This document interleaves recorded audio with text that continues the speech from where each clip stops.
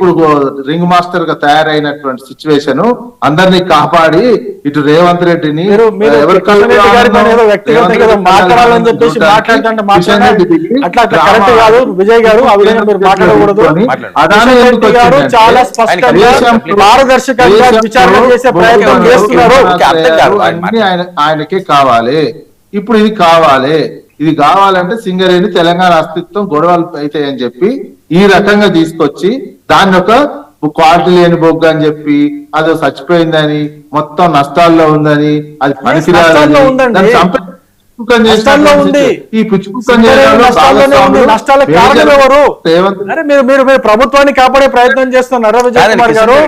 కిషన్ రెడ్డి గారు చెప్పింది 100% వాస్తవాలు చెప్పారు. సింగరేణి సంస్థ నష్టాల్లో ఉంది. సింగరేణి సంస్థ ప్రయత్నం చేయకండి. నేనేమంటున్నా విజయ్ గారు ఒక నిమిషం వినండి, నా మాట వినండి, ఒక్కసారి నా మాట నా సబ్మిషన్ మీరు మాట్లాడండి. కిషన్ రెడ్డి గారు చెప్పినటువంటి విషయం ఏంటంటే వినండి సార్, మీరు విశ్లేషకులు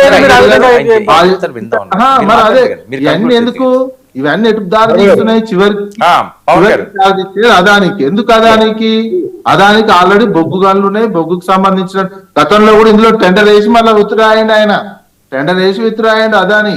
అదేం లేదు.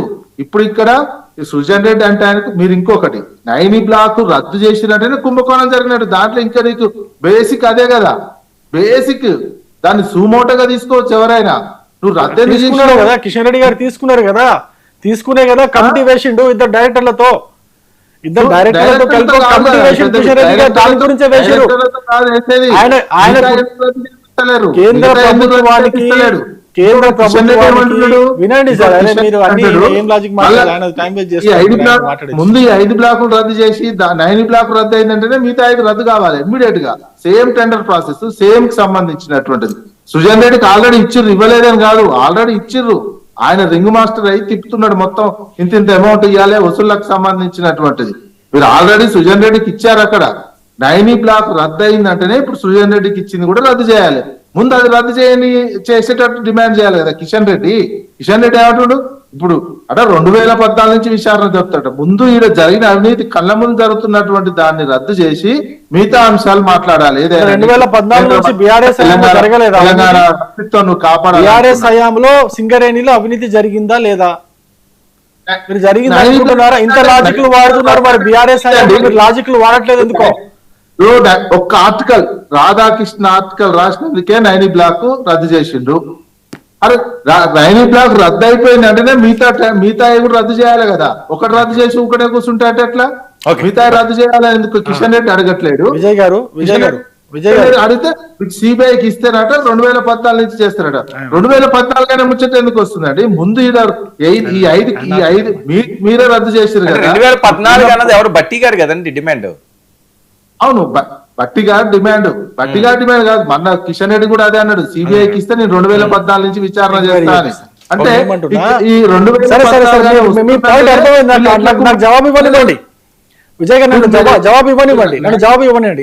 ఈయన ఏమంటారంటే 9 బ్లాక్ రద్దు చేసినప్పుడు మాట్లాడివ్వండి. అదే టెండర్ ప్రాసెస్ తోటి తగ్గించుకున్నారు.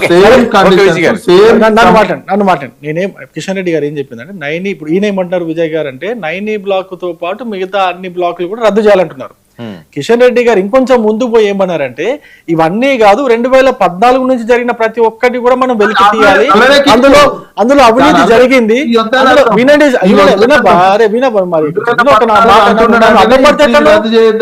అడ్డం పడితే ఎట్లా తర్వాత విషయం మాట్లాడాలి. కొంచెం ఆగు, నేను మాట్లాడుతున్నా ఒక్క నిమిషం. మాట్లాడండి సార్, నన్ను మాట్లాడివ్వండి. మీరు కిషన్ రెడ్డి పైన రేఖ ప్రచారాలు చేస్తే రేఖ ఆరోపణలు చేస్తే ఊరుకునేది కాదు ఇక్కడ. మీరు ఆగాలి, మీరు ఆగాలని మిమ్మల్ని హెచ్చరిస్తున్నప్పుడు ఆగండి. మిమ్మల్ని హెచ్చరిస్తున్నా ప్లీజ్ ఆగండి. కిషన్ రెడ్డి అని చెప్పేసి మాట్లాడతారు. విశ్లేషకుడు రాజకీయ నాయకుడు, ఆయన విశ్లేషకుడు రాజకీయ నాయకుడు. ఏం మాట్లాడుతున్నారు మాట్లాడతామని మీరు ఆపండి. మీరు ఆపండి. కిషన్ రెడ్డి గారు ఏంటంటే చాలా యథార్థంగా సింగరేణి అనే సంస్థని ఏ విధంగా ఈ 2 ప్రభుత్వాలు కూడా మొత్తం కూల్చేసే ప్రయత్నం చేస్తున్నాయి. 40,000 కోట్ల రూపాయలు సింగరేణికి ఈ ప్రభుత్వం బాకీ ఉన్నది, ఎప్పుడు చెల్లిస్తారనే విషయం దగ్గర నుంచి స్టార్ట్ చేసి ఈ బాకీ ఇంత బాకీ ఎందుకు ఏర్పడింది, సింగరేణి అనే సంస్థ ఒక బంగారు బాతు లాంటి సంస్థను ఈ విధంగా డీలా ఎందుకు చేస్తున్నారని చెప్పేసి కిషన్ రెడ్డి గారు ఆవేదనతో మాట్లాడారు. ఏది అసలు అవినీతి ఏంటన్నా తేల్చండి, అందరికి కావాల్సింది అదే కదా. మీరు ప్రజలకు సిబిఐకి రాయాలి. ఇంకోటి పవన్ గారు ఏం చెప్పారంటే సిబిఐకి రాయాలంటే సిబిఐకి రాస్తే ఏం చెప్పి మీరు కాళేశ్వరం కార్పొరేషన్ ఉన్న తెలుసా? కాళేశ్వరం కార్పొరేషన్ ద్వారా ఈ 1,00,000 కోట్ల అప్పు చేశారు తెలుసా మీకు? ఆ కాళేశ్వరం కార్పొరేషన్ ద్వారా జరిగినటువంటి అవినీతి అంతా మీకు తెలుసా? మీకు మీరు సిబిఐని కోరింది కేవలం మేడిగడ్డ ఎందుకు కుంగిందనే సిబిఐ ఎంక్వైరీ కోరింది మీరు, అంతే. మీరు కాళేశ్వరం పైన జరిగిన మొత్తం కాళేశ్వరం కార్పొరేషన్ పైన మొత్తం ఎంక్వైరీ వేయండి, సిబిఐ ఎంక్వైరీ వేయండి. అంతేందుకండి మీరు రేవంత్ రెడ్డి గారు అధికారంలోకి వచ్చిన వెంటనే సిబిఐకి రాష్ట్రంలో నేను కాళేశ్వరం పైన అవినీతి మొత్తం జరిగిన అవినీతి అంతా బయటపడతా సిబిఐ కేసు వేసి అని చెప్పేసి అన్నాడు. సిబిఐకి మీరు కాన్సెంట్ ఇవ్వండి సార్, తెలంగాణ రాష్ట్రంలో సిబిఐకి కాన్సెంట్ ఇవ్వండి, తెలంగాణ రాష్ట్రంలో సిబిఐని రానివ్వండి. ఎందుకు రానివ్వట్లేదు? ఏం ప్రాబ్లం మీకు? పవర్ గారు వర్మ గారు, బీజేపీ వాళ్ళకు ఉన్నటువంటి అద్భుతమైనటువంటి తెలివితేటలు ఇవే. వాళ్ళకు సబ్జెక్ట్ లేదు, ఆబ్జెక్ట్ లేదు. ముందుగా 2021 దగ్గరికి సబ్జెక్ట్ మీరు మాట్లాడండి, మీ సబ్జెక్ట్ ఎంతో నా సబ్జెక్ట్ ఎంతో చూపిస్తా, మీరు మాట్లాడండి, చెప్పండి. సబ్జెక్ట్ లేదా బీజేపీ వాళ్ళకి? ఇప్పుడు మీరు మాట్లాడండి, మీరు ఏం సబ్జెక్ట్ మాట్లాడతారో మాట్లాడండి, చెప్పండి. పార్లమెంట్ వినండి, మీరు ముందు అలా మీరు మాట్లాడినా నేను విన్నా కదా. పార్లమెంట్ మెంబర్ గా ఉన్నటువంటి రేవంత్ రెడ్డి గారు క్లియర్ గా కాళేశ్వరం మీద స్కామ్ జరిగింది అని చెప్పి కిషన్ రెడ్డి గారికి సిబిఐకి సంబంధించినటువంటి ఒక డాక్యుమెంట్ వారు అప్లికేషన్ పెట్టడం జరిగింది, ఒకటి ఇచ్చారు. దాని మీద ఏనాడు కూడా కిషన్ రెడ్డి గారు మాట్లాడలేదే, ఒకటో విషయం. రెండో విషయం, ఏనాడైనా బీఆర్ఎస్ పార్టీ బీజేపీ పరిపాలన మీద భారతదేశంలో వాళ్ళు తెచ్చేటువంటి పాలసీస్ మీద ఎక్కడన్నా ఏనాడన్నా పోరాటం చేసిందా? చేయలేదే. మొన్న జరిగినటువంటి ఆరావళి పర్వతాల మీద ప్రజలు ఎదురు తిరుగుతూనే కదా వీళ్ళు ఆపేసింది.